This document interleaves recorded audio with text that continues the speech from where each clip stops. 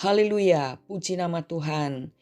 Kita bertemu lagi saudara-saudara dikasih Tuhan di hari Minggu 10 September 2023 ini. Mari kita segera menyiapkan hati untuk menerima nasihat dari Tuhan lewat renungan yang berjudul Buah Busuk. Bacaan Alkitab hari ini diambil dari kitab Mazmur pasal 139 ayat 13 sampai 16. Yang akan kita baca sekarang adalah ayat yang ke-14. Demikian bunyinya. Aku bersyukur kepadamu oleh karena kejadianku dahsyat dan ajaib. Ajaib apa yang kau buat dan jiwaku benar-benar menyadarinya. Saudara, pernahkah saudara melihat dan memperhatikan bahwa dalam satu keluarga ada satu anak yang masa depannya terlihat suram? Seseorang menggambarkan keadaan anak ini dengan kalimat, dari satu pohon pasti ada satu buahnya yang busuk. Benarkah pandangan ini menurut iman Kristen? Ada seorang anak laki-laki bernama Grant. Dia adalah anak keempat dari 5 bersaudara dalam keluarga yang takut akan Tuhan. Waktu duduk di bangku SD, ia memperlihatkan jiwa kepemimpinan hingga beberapa tahun diangkat menjadi ketua kelas. Tetapi saat beranjak remaja, ia memperlihatkan tingkah laku yang tak terkontrol. Grant tumbuh menjadi anak pemberontak.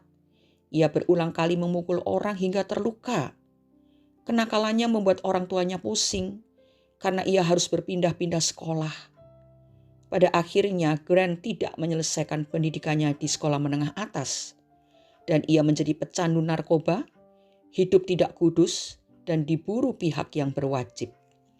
Saking kesalnya, ayah Grant mengkategorikan dia sebagai buah busuk dalam keluarga mereka.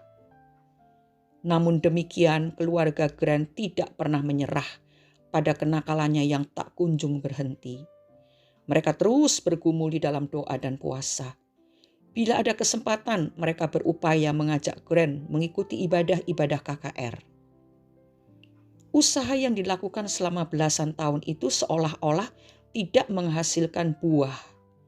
Bahkan ketika ayahnya meninggal dunia, Grant tidak dapat menghadiri upacara pemakaman karena masih diintai oleh pihak yang berwajib. Di masa seperti itu, kehancuran yang tersimpan jauh di dalam lubuk hati Grant meluap. Ia menangis menyesali segala perbuatannya. Tetapi Tuhan tidak pernah berdusta.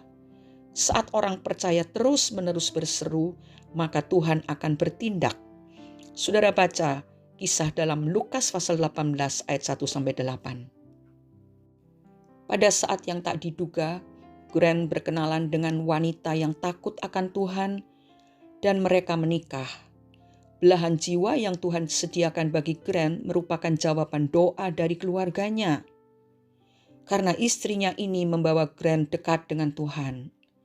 Setelah menikah, kehidupan Grant mulai menunjukkan buah yang manis. Orang yang melihat perubahan hidup Grant mengagumi kebesaran Tuhan dan iman keluarganya. Sungguh saudara, Tuhan membela orang-orang benar. Grant bukan buah busuk, karena Tuhan tidak pernah merancang seseorang menjadi buah busuk. Pagi hari ini siapapun saudara, mungkin oleh dunia atau orang tua, saudara diberi label sebagai buah busuk atau tak punya masa depan. Pahamilah bahwa vonis itu sama sekali tidak benar. Sejak semula, Tuhan merancangkan masa depan yang indah dan penuh harapan bagi saudara, karena saudara diciptakannya secara dahsyat dan ajaib. Hampirilah Tuhan dengan kesungguhan dan tanyakan tujuan penciptaan saudara kepadanya. Tuhan pasti memberitahu saudara dan menuntun saudara agar berhasil mencapai tujuan itu. Jangan membiarkan iblis terus menipu dan mengintimidasi saudara dengan vonis bahwa saudara adalah buah busuk di dalam keluarga. Ketahuilah bahwa itu adalah siasat licik dari iblis.